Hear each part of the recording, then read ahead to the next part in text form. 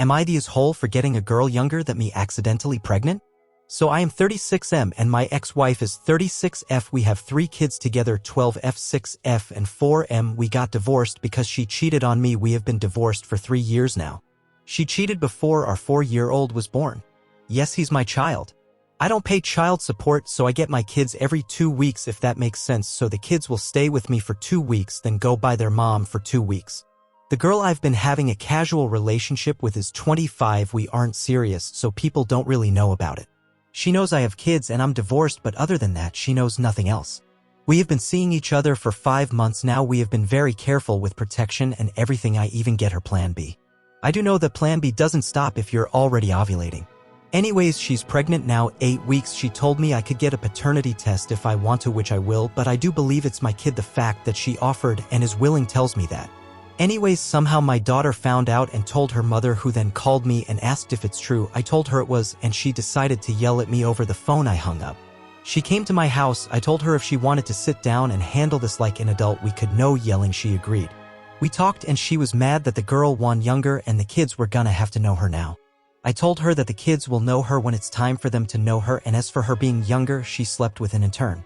She got mad and yelled at me some more, and she said she's going to take me to court. Her friends have been saying I shouldn't be with a younger woman, and mine are saying that they don't care as long as I'm happy. Anyways, AITA for being with this younger woman? Edit. We are not 11 years younger than each other. We are 10. My birthday is January the 12th. I am very excited about this baby. Edit 2. Y'all, she found me at a bar. Kinda. It's not a bar, but it's a restaurant with a bar and most people go there to drink. And before her, I was in a short relationship-ish with someone 34, so I don't look for younger people. I usually look for people my age or a little older or younger. She is the first person I've been with since I've gotten divorced who is that much younger. I also asked her if she wanted an abortion. She said no. I've asked her if she was sure because I would pay if she wanted it. So again said no, she wants this baby and is excited for it. Also, she dates older men in general. She says guys her age are immature and play too much, so I did not pry on this woman. Edit 3. I do plan on getting a vasectomy someone this year. I'm done having kids after this on. I got 3 biological kids and 1 that isn't, so I know I'm done after this one. Edit 4. Please don't ask me to get you pregnant, please. I do not want those messages, please and thank you. Also, my 12-year-old isn't my child. Story 2. AITA for telling my daughter to find another place to live because she's pregnant again? My 49F daughter Josie, 19, had her first baby when she was 15. My husband and I were devastated at first because we knew this was going to be a very difficult path for our daughter. We did all we could to give her sex education, but it wasn't enough and we couldn't turn back time, so all we could do was support her in what she wanted to do. My husband and I helped Josie take care of our grandson and encouraged her to finish high school. She never did because she said her priority was being a mother and she didn't have time to invest into finishing high school. We told her she would either go to school or get a job, but we weren't going to give her the option of doing neither for more than a year after she gave birth, so she got a part-time job at a hair salon. The father of my grandson, who was her age, would give her about $100 a month for baby-related stuff and would come over every couple of months to see his son, but that was all he did, although he lived in the same city as his son. A few days ago, Josie broke the news to us that she's pregnant again. The father is the same boy who got her pregnant the first time. My husband and I were pissed.